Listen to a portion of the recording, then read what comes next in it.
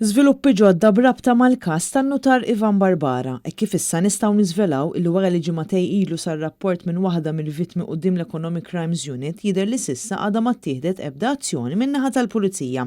Dan qed joħloq tħassib kbir fost dawn il-vittmi li qed jibżgħu li se jispiċċaw bi flushom mitlufa l kollox u qatt ma jkunu ritornati lura lilhom. Persuna li tkellmet ma' Net News sostniet li quddiem dan il-każ serju għandu jinħatar uffiċjal apposta biex jieħu fidejh dan il-każ. In-notar Ivan Barbara tilef ħajtu f'April li għadda fl-Indja wara instab pożittiv għal COVID-19 u flimkien ma' martu Rosen kienu marru l-Indja biex jaddottaw tifla. Barbara mitkawża ta' dan il-virus mumenti biss qabel inġib lura Malta. U issa wara din il-ġrajja traġika isem in-notar Barbara tfaċċa fi kwistjoni ġdida.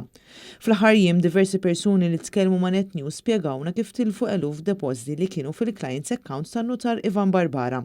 Dawn il-persuni qed jaħsbu li peress li Ivan Barbara flimkien ma' martu nqabdu l-Indja dawn użaw il-fondi fil-clients account bil-ħsieb li jerġgħu jpoġġhom lura, xi ħaġa li apparentement ma seħħitx. Il-kobba tkompli titħabbel kif jidher li l-mara ta' Ivan Barbara rinunzjat il-wirt ta' żewġa sabiex ma tħallasx id-dejn li kellu.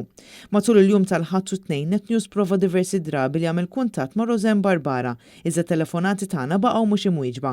U l-bisa fost dawn il-vittmi qed tkompli tikber kif qed jaħsbu li l-mara tan-notar Barbara tista' taħrab minn Malta u ma jeħdux flushom lura. Intant wara l-pressjoni li saret minn dawn il-vittmi inħatar notar ewlieni tal-gvern bħala notar konservatur tan-notar Barbara li immedjatament talab aċċess għall-atti u dokumenti kollha tiegħu. Dawn il-vittmi qed ikomplu jappellaw lill-gvern biex ikun responsabbli f'din il-kwistjoni tan delikata.